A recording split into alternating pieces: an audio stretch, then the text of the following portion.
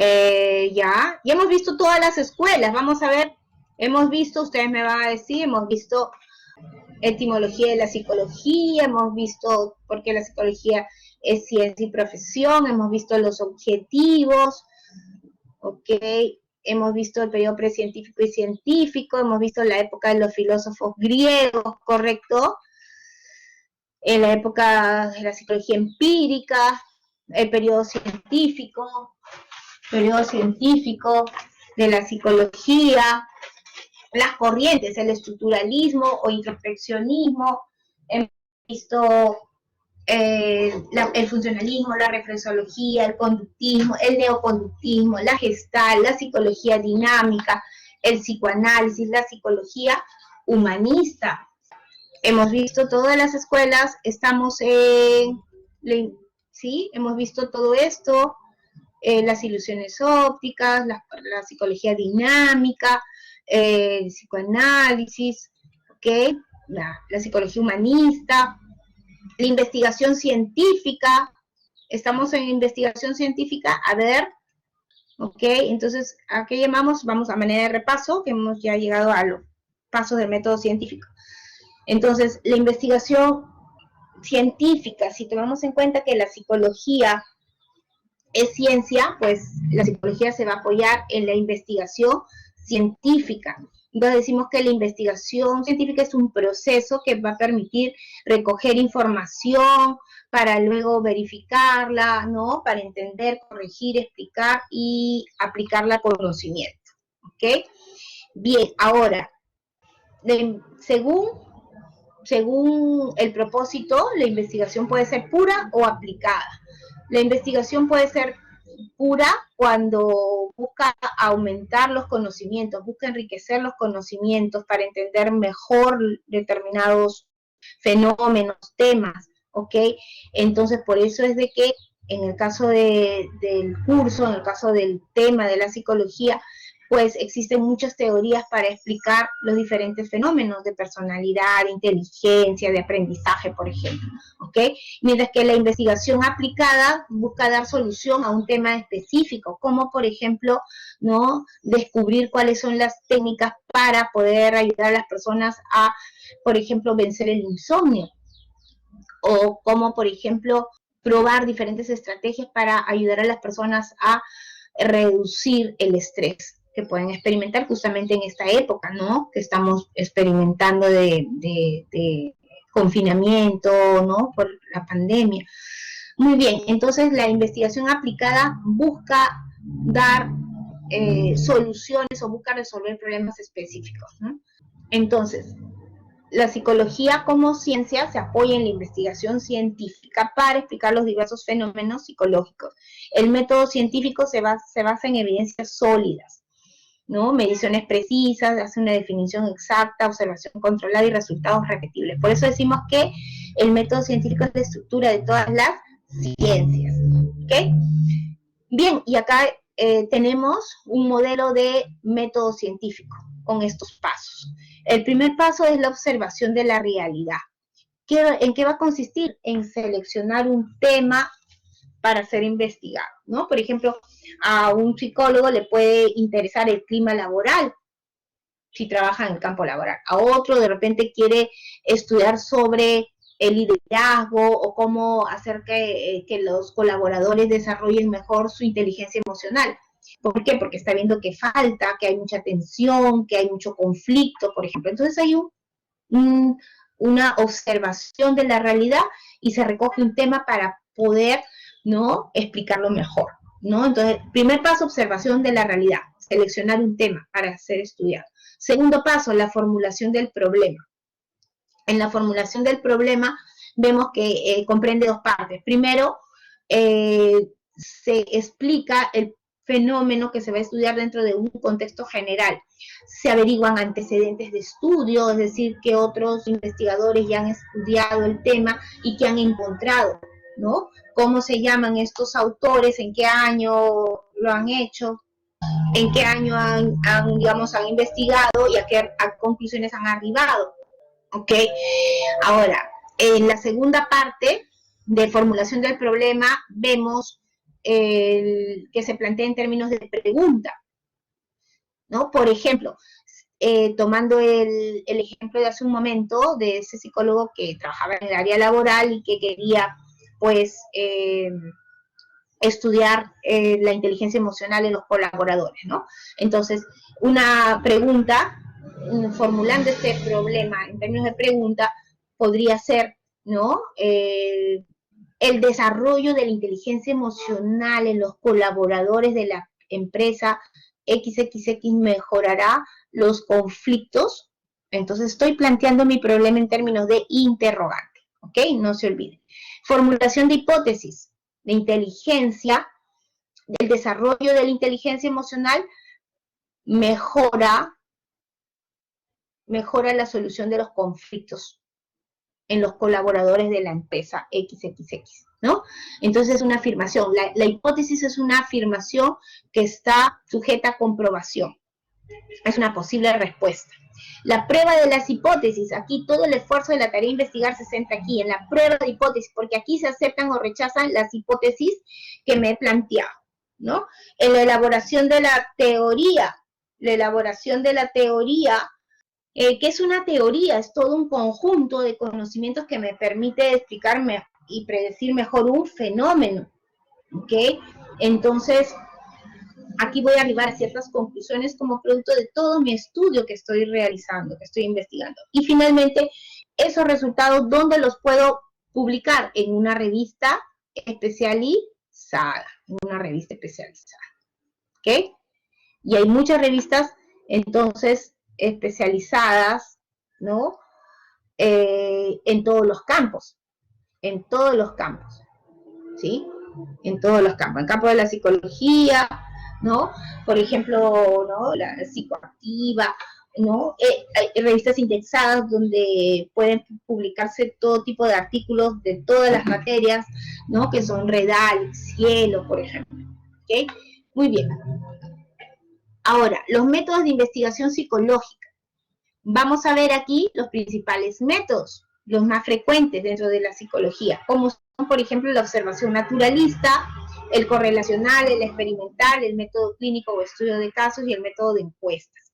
El método de observación naturalista con sus dos modalidades, la introspección, que ya sabemos en qué consiste, en observar obtener a través de la introspección, podemos obtener una información directa acerca de nuestros pensamientos o sentimientos. Y la extrospección, que consiste en registrar el comportamiento de otras personas, ¿no? En el momento que está ocurriendo lo podemos registrar. ¿Cuál es la ventaja de este método de observación naturalista? Que podemos obtener mucha información durante un periodo de tiempo, ¿no? El tiempo que dure nuestra investigación, nuestro experimento. También sirve para plantearnos muchas interrogantes para otras investigaciones ya más controladas. Otra ventaja es que se registra el fenómeno en su ambiente natural, ya sea el hogar, ya sea la escuela, ya sea el trabajo. Este método es usado ya por otras ciencias, ¿no? Como la biología, la zoología, la medicina. Es decir, la observación es un método empleado pues, por una gran cantidad, ¿no? De campos de conocimiento.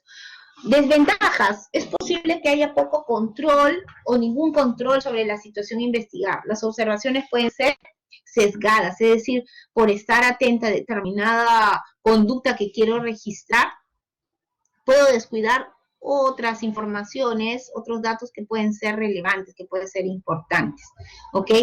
Con este método no se pueden establecer relaciones de causa-efecto. Otro método es el método correlacional. Este método es muy empleado dentro de la psicología. Emplea métodos estadísticos para examinar el grado de relación que hay entre dos o más variables. Una variable, ¿qué viene a ser una variable? Viene a ser cualquier característica que puede cambiar en cantidad o en calidad. ¿Ok? Como por ejemplo la temperatura corporal. Es una variable que cambia en términos de cantidad. Puedo tener 36, 37.2, 38.2, ¿no? O 40, cuando ya es fiebre, ¿no? Alta. Ahora, en términos de también de cantidad, podría decir las calificaciones. Es una variable que cambia en términos de cantidad. Las calificaciones, luego del primer examen vamos a saber cuáles son las calificaciones del grupo G02, ¿no? Si son 18, 19, 15, 16, 12, 11, 4, 2, etcétera. Espero que sea de 15 hacia arriba, ¿no? ¿Ok? Bueno, entonces es una variable que cambia en términos de calidad. Eso es una variable. Cualquier característica que cambie en cantidad o en calidad, como el rendimiento académico, que puede ser, ¿no? Excelente, bueno, regular o deficiente. ¿Me dejo entender? En inteligencia, en términos de calidad, puede ser, ¿no? Una categoría mental, ¿no? Muy superior al promedio o bajo el promedio. Entonces, a eso se llama variable, a cualquier característica que pueda cambiar en calidad o en cantidad. Puede utilizarse este método en un ambiente de laboratorio, en el ambiente clínico o en un ambiente natural. Las relaciones, ojo, como desventaja, las relaciones que se observan pueden deberse algunas veces a coincidencias. No es posible establecer relaciones de causa-efecto, ¿no? A veces hay correlaciones que son nulas, que no hay correlación. Cuando quiero, por ejemplo, establecer una relación entre la inteligencia y la estatura de las personas, mientras que de repente hay otros experimentos donde hay una relación muy estrecha, por ejemplo, entre la ansiedad y el rendimiento de los exámenes. Quiere decir que a menor ansiedad, mayor rendimiento de los exámenes. Y viceversa, cuando hay mayor ansiedad, te bloqueas, te pones en blanco, a pesar que has estudiado, entonces tu rendimiento será menor en los exámenes, ¿no? Muy bien, esa es la correlación. Cuando se trata de examinar la relación o la fuerza, la intensidad con que se relacionan dos o más variables o características. El método experimental, aquí hay un control estricto de las variables y podemos encontrar tres tipos de variables. ¿Cuáles son esos tres tipos de variables? Hay tres tipos de variables, ¿no? Independientes. Muy bien, independientes, que viene a ser considerado como la causa del comportamiento. Las dependientes, que vienen a ser el efecto o consecuencia. Efecto o consecuencia. Y las extrañas. Muy bien. Ahí están, las estoy colocando aquí. Variables independientes, dependientes y extrañas, ¿ya? ¿Ok? Extrañas, las que intervienen, que pueden afectar los resultados.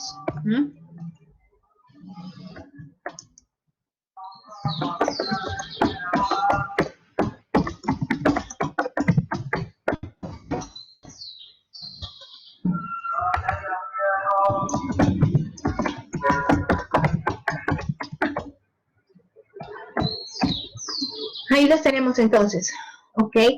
Bien, por ejemplo, si queremos hacer un experimento donde es importante la atención, la concentración de los sujetos, como por ejemplo hábitos de estudio, y si nuestro experimento lo ponemos a una hora muy, digamos, tarde, ¿no? 10, 11 de la noche, las personas por lo general van a estar cansadas, ya no va a ser el mismo rendimiento y podría influir. Si la luz no es adecuada, igualmente, o sea, tenemos que, ¿no?, contemplar varios factores para que no se afecten los resultados, ¿ok? Muy bien. Entonces, aquí se trabaja en este método experimental con dos grupos, control y experimental. Se trabaja con dos grupos de sujetos. Es decir, trabajamos con una muestra de una población y esa muestra la dividimos en dos grandes grupos. Los sujetos del grupo control, que van a ser los sujetos que yo voy a tener como referencia, ¿sí?, para comparar si hay cambios o no en mis sujetos del grupo experimental. Con ellos yo voy a probar un programa, un método, ¿no? Les voy a dar una variable, voy a manipular y les voy a brindar una variable, una característica que no le voy a dar al grupo control. Entonces, vamos a ver.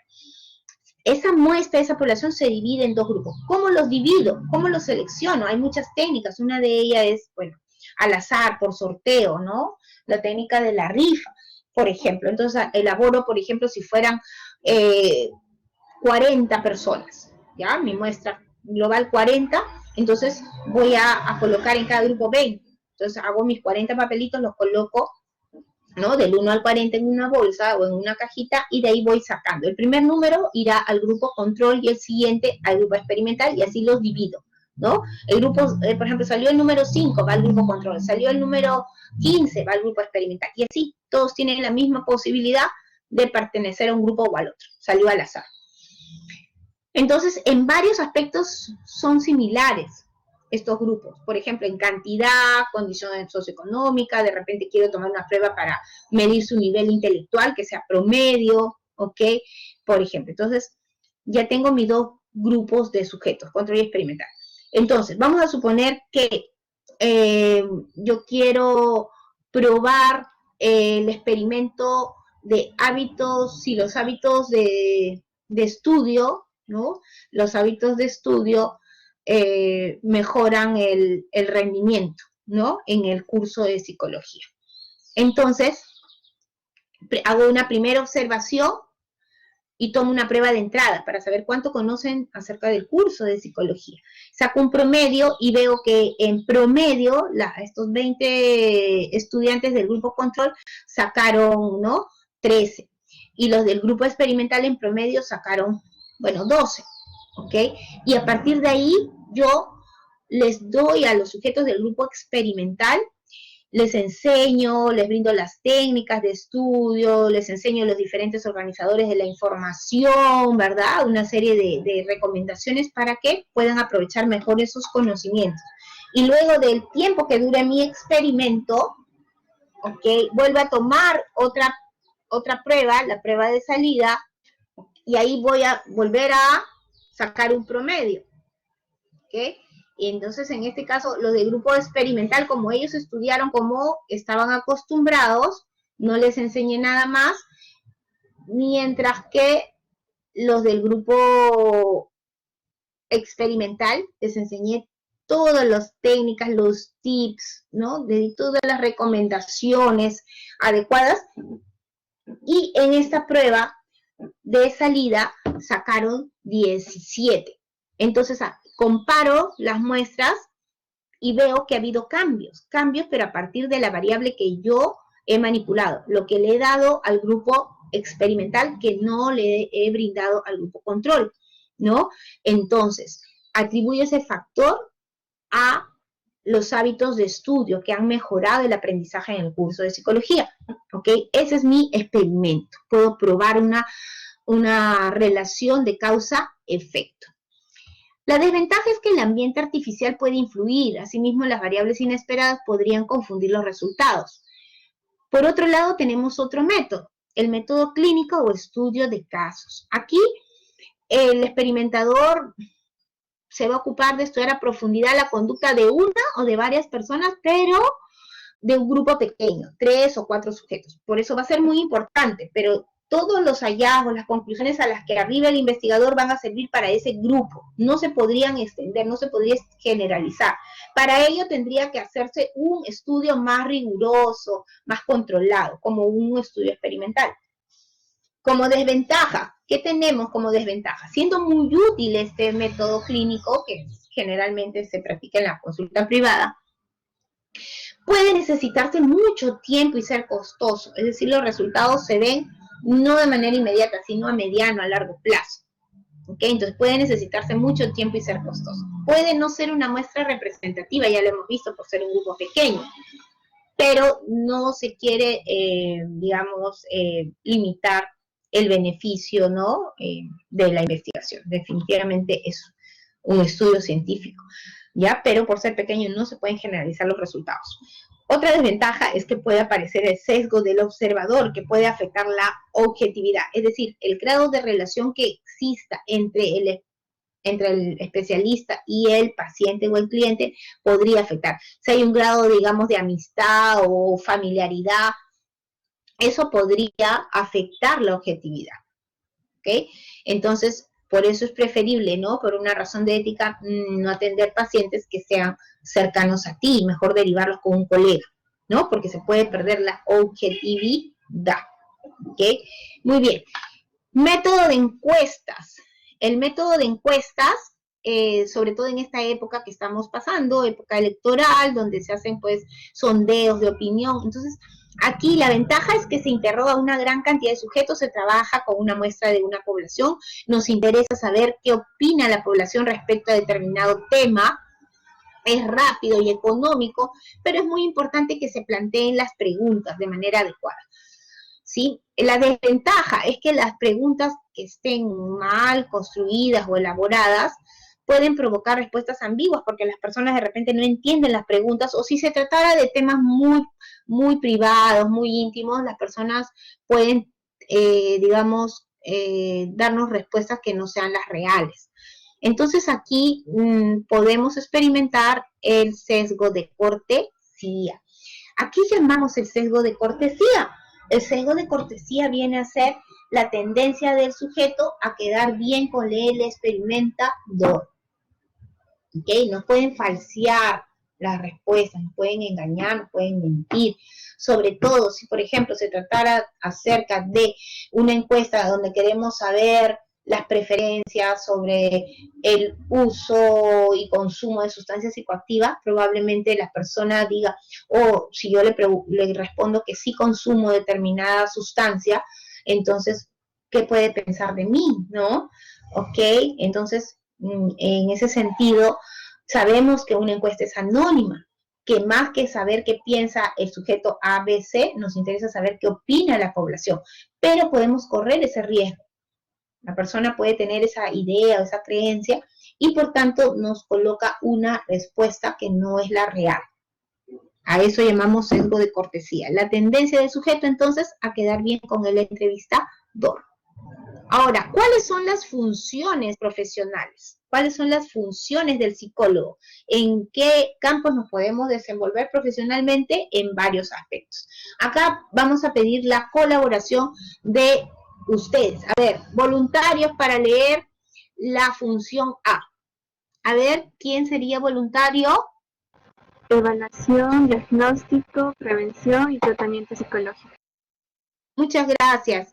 Ahora, este es el caso de un psicólogo clínico, ¿verdad? Trabaja ya sea de manera privada o en un hospital de salud, ¿no? Mental, una posta médica, un hospital del MINSA o de la red de salud. Entonces, hacer evaluación, diagnóstico, prevención y tratamiento de los trastornos, ¿no? Mentales y emocionales, conductuales. B, a ver, otro voluntario. B.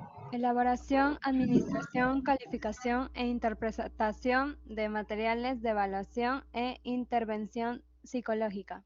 Muy bien, entonces hay psicólogos que también se dedican a la creación de instrumentos, ¿no? De evaluación psicológica, crean test, por ejemplo. Hay un área dentro de la psicología que se llama la psicometría, que es el área que se encarga de medir todos los fenómenos psicológicos a través de estas pruebas, justamente, ¿no? ¿Ok? Crea diferentes pruebas, hace uso no solo del método científico, sino también de la estadística, por ejemplo, ¿no? ¿Ok? Para poder elaborar estos instrumentos. Bueno, los psicólogos somos los que vamos a administrar las pruebas, las vamos a calificar, las vamos a interpretar. Muy bien.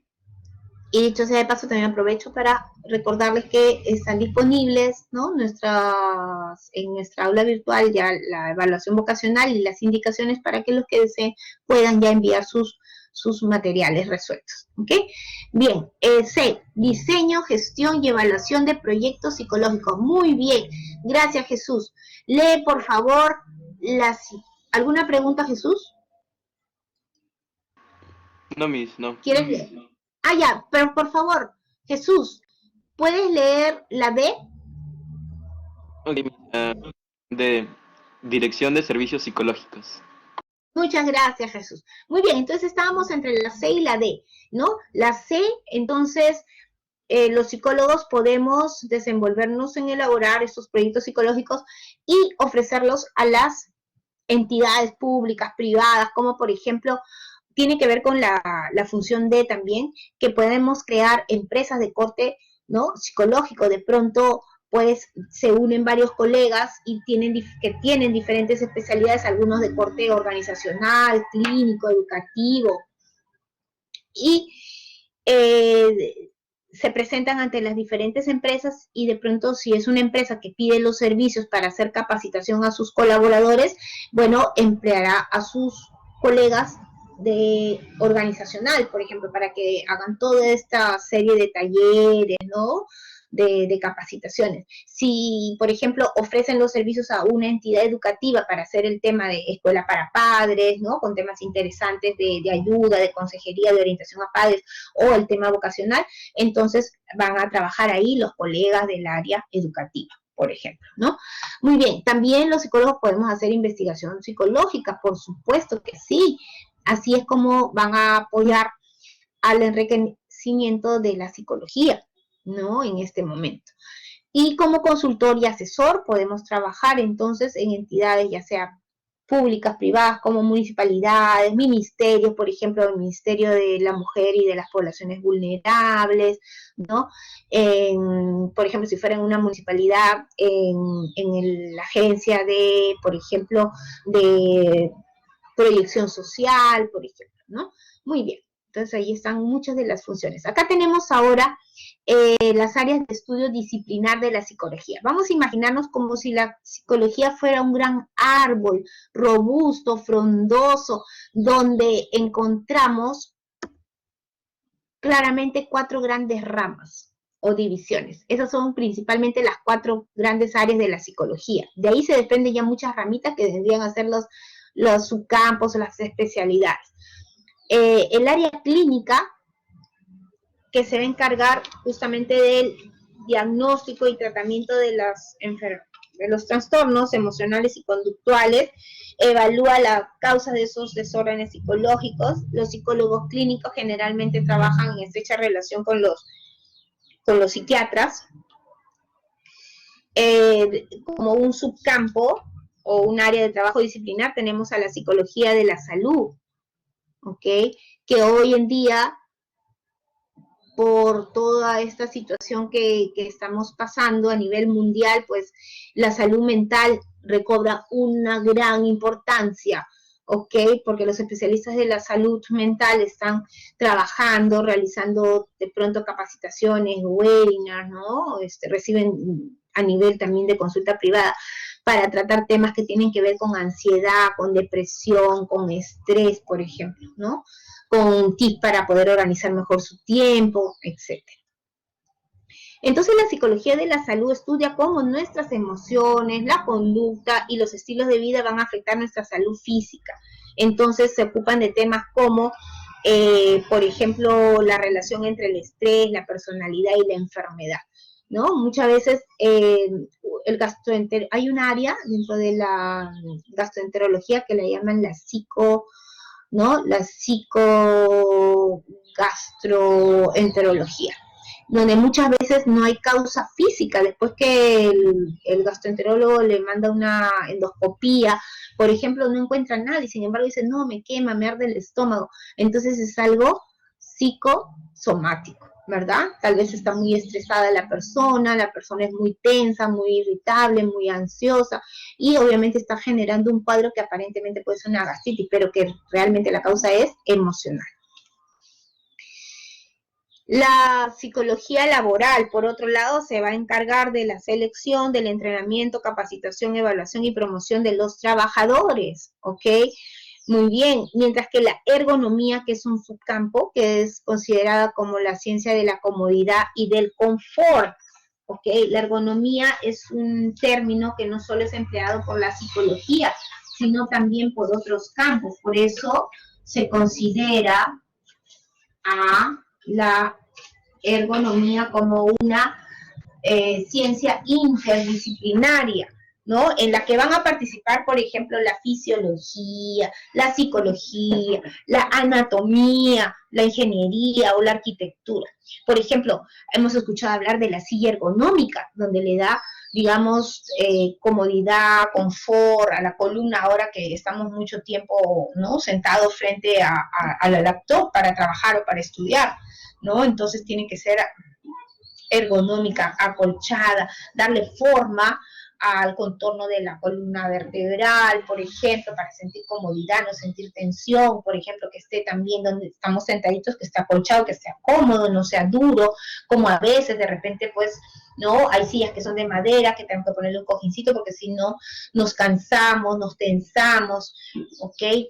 Hay, por ejemplo, cojines ergonómicos para las piernas, para poder dormir bien y que tu columna también se mantenga recta y no amanezcas con dolores de espalda, por ejemplo. Todo esto es producto de la ergonomía, ¿no? ¿Okay? Lo que van creando los cepillos ergonómicos para cepillarse mejor los dientes, ¿sí? Bien, entonces es un término que no solo es usado por la psicología. Entonces, la ergonomía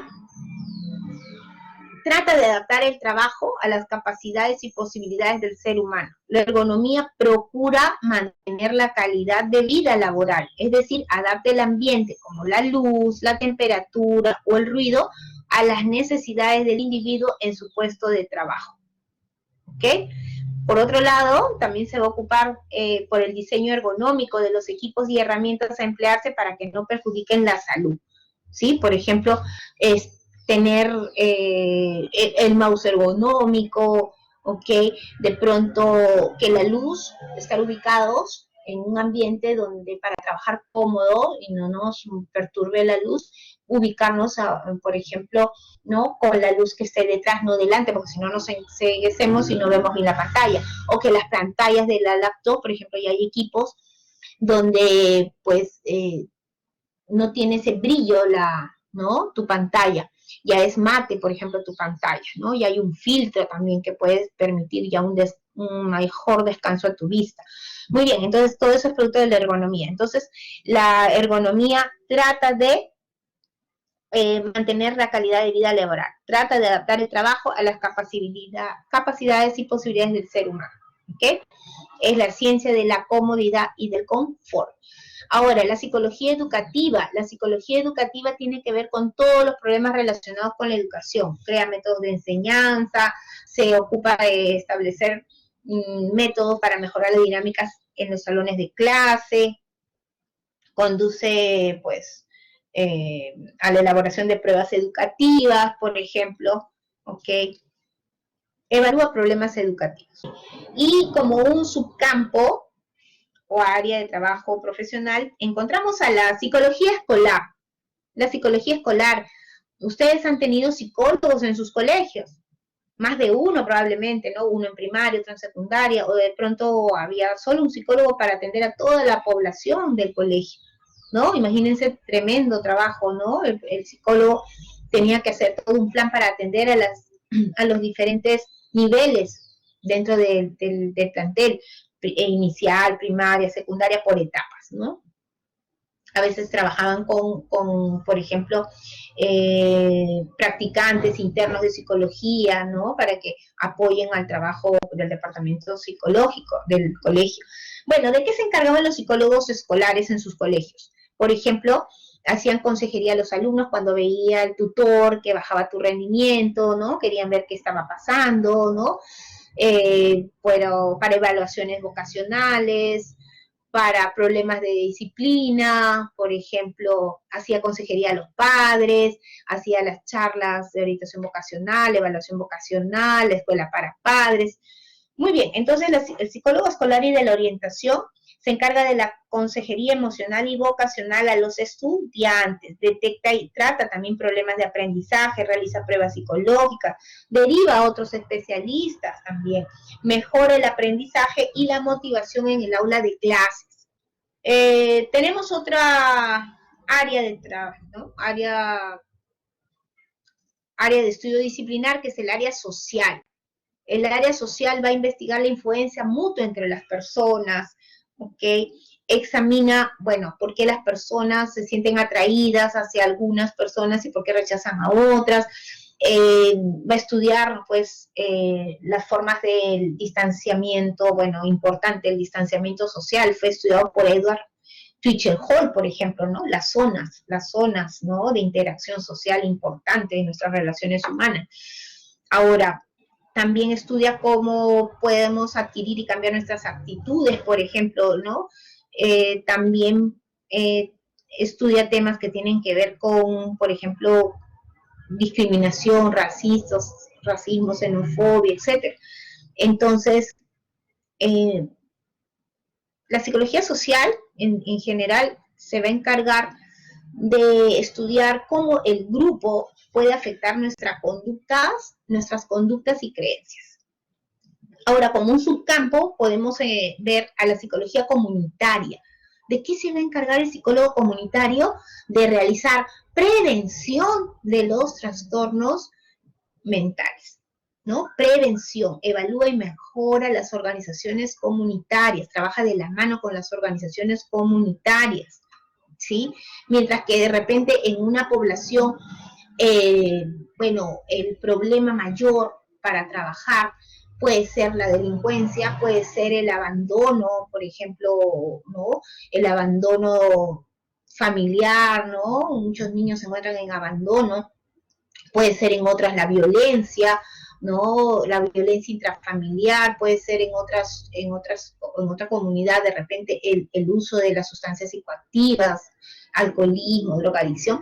Entonces, por eso se dice que el psicólogo comunitario puede realizar prevención de los trastornos mentales. ¿Okay?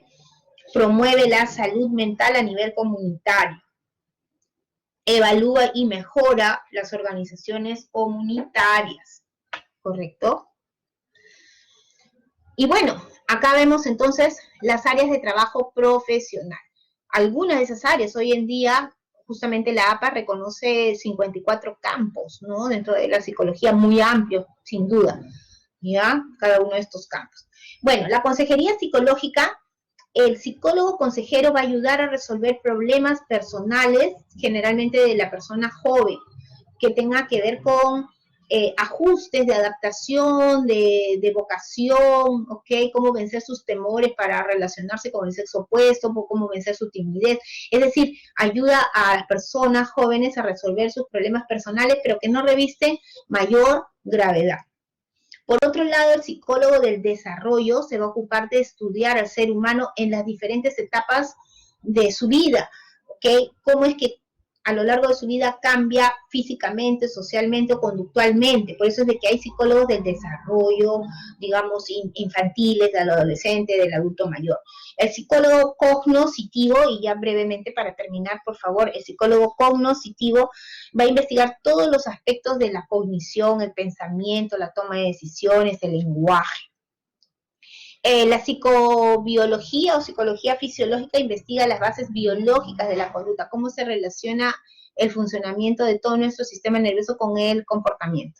La psicología forense, por otro lado, estudia los problemas y prevención del crimen, ¿no? Selecciona candidatos para el trabajo policial, ayuda a descubrir los móviles, ¿no? De un acto, digamos, delictivo, ¿no? También vemos una estrecha relación entre la psicología y el derecho. Y finalmente la psicología del consumidor, que va a estudiar las características de los usuarios de los productos, ¿ok? Bien, examina los métodos de empaque y publicidad, ¿ok? También va a hacer encuestas de opinión, hace investigación de mercado.